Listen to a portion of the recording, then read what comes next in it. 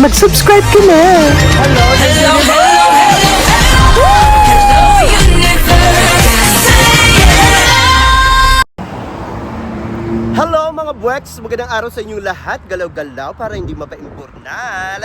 Hello sa ating mga subscribers yan. Ganun din sa ating mga new subscribers.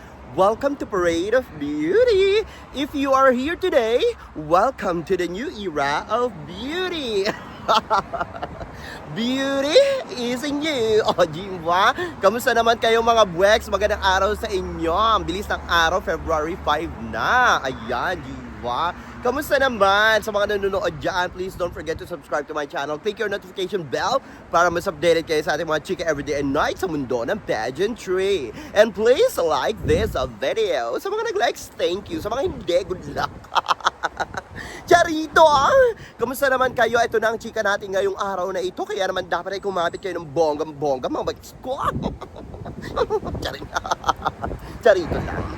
Anyway mga boys, ito nga no, hindi naman maikakaila sa inyo na nung nakarang araw, nung Monday no, ay talaga namang kinoronahan na itong si Iliana Marie Aduana as Miss Universe Philippines Siniloan 2025 or Siniloan Laguna 2025. Ayan ang haba.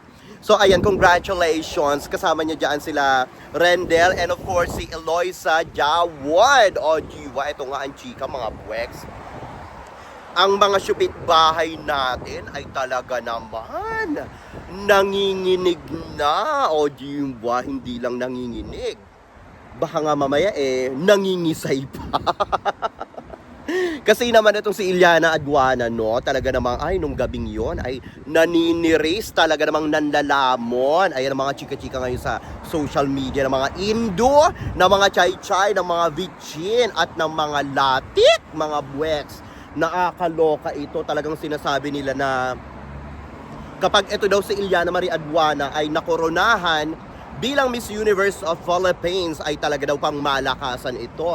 Dahil nga itong si Iliana Marie Aduana ay kilalang kilala hindi lang sa Pilipinas kundi sa buong mundo, sa mundo ng pageantry.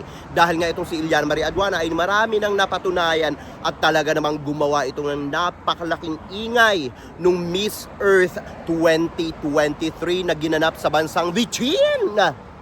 Talaga naman kitang-kita nila ang buong kalibre, buong pagsusumamo ni Iliana Marie Aduana sa pagsungkit ng corona sa Miss Earth. Kaya nga lang hindi siya pinalad, no? So okay lang, hindi siguro naintindihan ng mga vichin ang kanyang mga ibinuga, di ba? Kasi ang lola nyo ay mahilig magbuga ng mga vocabulary words na talaga namang kung ikaw ang nandudoon, talagang dudugo ang iyong ilong, charot, pati ang iyong utak, charito, di ba? So ayun nga no, ang usap-usapan nila na kapag ito daw ay nag-represent ang ating bansang Pilipinas sa Miss Universe ay talaga naman daw parang sinecure na ng Pilipinas ang corona sa Miss Universe. Ayan, 2025.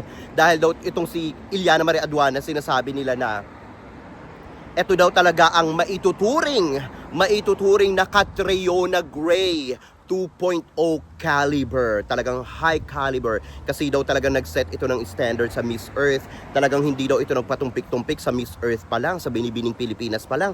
Alam nila yan, diva. So ngayon nga ayon, nung sa Miss Earth na talagang kitang-kita nila yung buong kalibre ni Iliana Marie Aduana, talagang hindi ito nagpakabog. Talagang gustong-gusto nitong masungkit ang corona at talagang nakita naman niya ng ating mga syupit bahay, pati ng mga latik. Itong mga latik na ito talaga namang post ng post sa kanilang social media at talaga namang maraming nanginig doon at mukhang nangingisay na talaga sila dahil alam nilang itong si Iliana Marie Aduana ay bumubula ang bunganga, hindi lang maganda, bumubula ang bunganga, lumalamo ng mikropono at hindi nagtitira ni abo. Diba?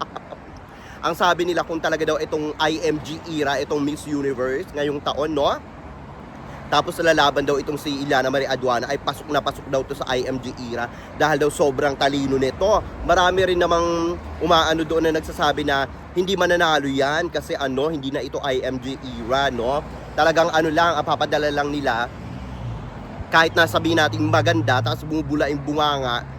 Depende pa rin yan sa organization. Yan naman ang sinasabi ng mga ibang syupitbahay natin at mga latik. So, hoping pa rin sila na mapaimburnal si Iliana Aduana. Diba talagang hinahanapan nila ng mga butas para lang mailusot ang kanilang mga kandidata, di ba?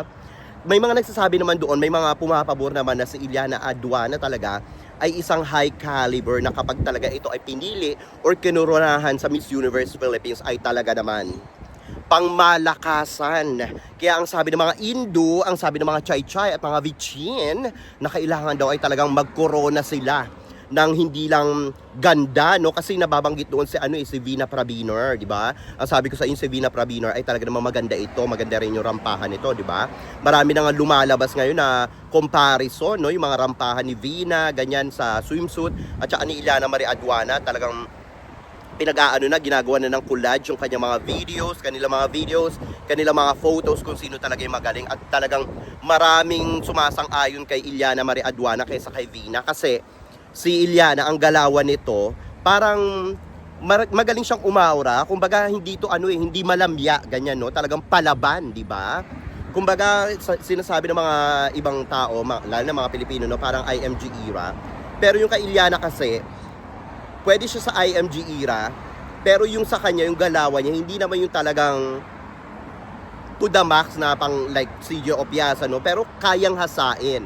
So okay na okay pa rin. So parang kung iisipin nyo, pang Miss Universe pa rin ang kalibre ng kanyang pasarela. Hindi katulad dito kay Vina Praviner, yung sinasabi nga doon sa mga comments sa mga chupit bahay natin, lalo na ng mga Latino. Si Vina kasi talagang obviously pang MGI daw ang galawan nito, which is true naman, di ba?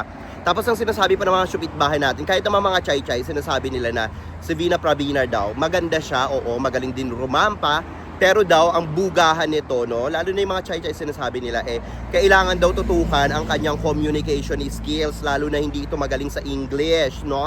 Pero para sa akin, hindi naman problema yung hindi magaling sa English. Okay lang yan, no? As long as maiintindihan, magiging maganda ang bugahan niya. Kaya nga lang, syempre si Vina Praviner, hindi talaga ganun kaplakado yung kanyang communication skills. Nakita naman natin yan, no, sa kanyang laban sa Miss Universe Thailand 2023. Ayun nga, nag-title si Antonia Porcel, di ba? So yan ang worried na mga kasupit bahay natin, mga Chay-Chay. Tapos sabi naman ng mga Vichin, no, at saka mga Indo, kung si Vina Pravina daw ang itatapat kay Iliana kung sakali man, no, sa Miss Universe, malabo daw ito. Ayan mga Indo at saka mga Vichin. Nakikita nila talaga ang kalibre, di ba? Ni Iliana Marie Aduana. Talagang kitang-kita mo na kinakabahan sila, sang-ayon sila na si Iliana Marie Aduana ay talagang pangmalakasan ng lalamon talaga ito sa entablado, pati mikropono, di ba? Talagang handa na siyang manteris, di ba? Sa Miss Universe Philippines, talagang sinasabi nila pag ito daw naging talaga ay magkakaroon na naman, no, para mangyayari yung Miss Universe 2018. Nakikinikinita nila na pag dumating daw ito sa host country ng Miss Universe ngayong taon, para daw dumating itong parang malakit kriyo na ganun daw ang mangyayari. Talagang ramdam na ramdam nila ang kaba sa kanilang dibdib. Ramdam na ramdam nila ang isang malaking tinik para sa kanilang mga magiging kandidata dito sa Miss Universe 2025. Wow! Nakakaloka itong si Iliana Marie Aduana. Iba talaga yung pinapakita nito nung simula pa noon. Kitang-kita naman natin kung paano ito lumaban, lalo na ang styling daw nito. Grabe daw ang styling nito. Ang mga latik daw talaga, sinasabi nila, sang-ayon naman daw sila na sinasabi nila na magagaling naman daw ang mga latik, no? Sinasabi daw nila, pati daw mga pasabog din yung styling. Pero daw itong si Iliana Marie Aduana, kahit daw national pageant, ay wala daw itong pinapatawad. Wala daw itong patawad, which is totoo naman yan, di ba?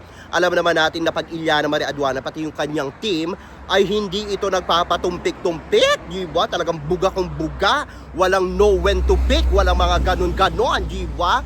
Kaya lang syempre, minsan naiisip natin, di ba, marami nga napapabalitan na pag binibining Pilipinas, di ba? Pag sinabi nila, pag lumabad daw sa Miss Universe Philippines, ay hindi na ako koronahan. Ako, huwag kayo nagpapapaniwala sa mga ganyan.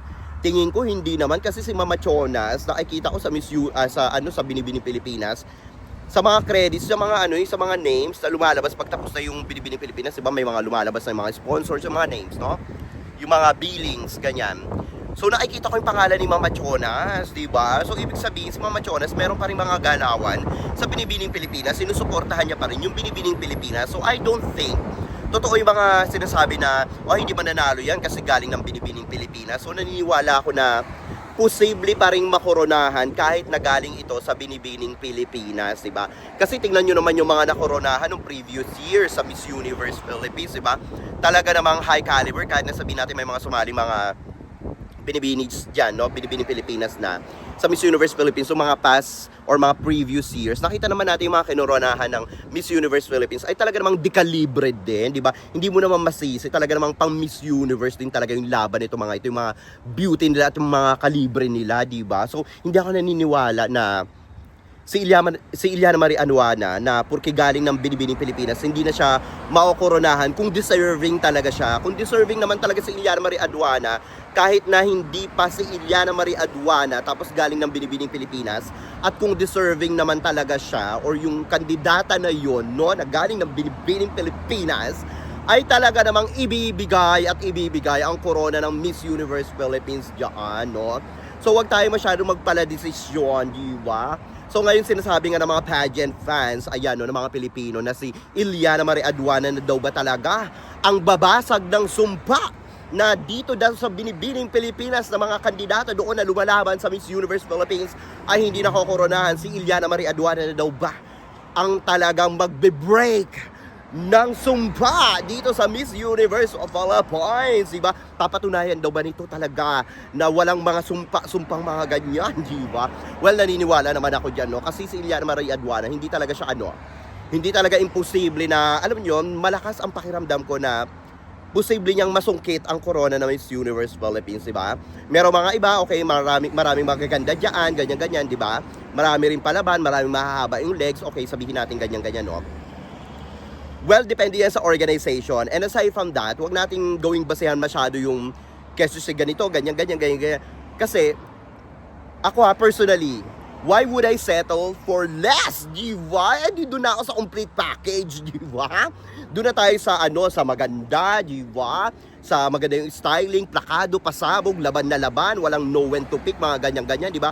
At bumubula ang bunganga, syempre yan ang importante, di ba? Syempre kung lalaban ka ng Miss Universe, di ba? Syempre kailangan meron kang alam. Talagang anong tawag dito? Talagang kaalaman tungkol sa ating bansa, sa ating kultura, di ba? Maganda yan para i-promote mo ang ating bansa at ganun din ang organization ng anong tawag dito, ng Miss Universe organization. Kailangan yan, no? Kasi kung magaling magsalita, talaga makakatulong yan sa organization. Hindi lang sa Miss Universe Philippines, diba? Ganun din sa Miss Universe organization ni Halua at ni Raul Rocha, diba? So maganda yung ganyan, complete package. Hindi lang dapat maganda, diba? Hindi rin dapat utak diba? Dapat talaga madaman ang utak. Maraming maibubuga, diba? Kaya talagang go na go tayo dapat dito kay Iliana Marie Aduana, diba? At ito pa nga mga chika-chika, mga Bwex, no? Ito nga si Jarina Sando, ayan, no? Pambato ng Isabela sa Miss Universe Philippines. At isa pang taga Laguna, ayan, no? Si Eloisa Jawod, ayan naman, sabi naman ng ating mga, anong tawag dito, ng mga supit bahay, ng mga Indiano at Indiana, no? Sa mundo ng pageantry, ang sinasabi nila na ito daw mga kandidata na ito ang dapat daw makoronahan din sa Miss Universe Philippines, either si Jarina daw or si Eloisa, kasi daw may dugo daw tong Indians, ganyan-ganyan. Ito mga ito, no? Panigurado daw na hindi lang ganda ang i-offer nitong mga ito, kundi mga talino din, kasi daw mga Indiana ito. Ang mga Indians daw ay talaga daw matatalino, di ba? Well, hindi naman lahat ng Indians, Diyos ko Lord, di ba? Hindi naman lahat, pero ito namang si Jarina at saka si Eloisa, talaga namang maganda rin naman talaga sila, lalo na si Eloisa, no?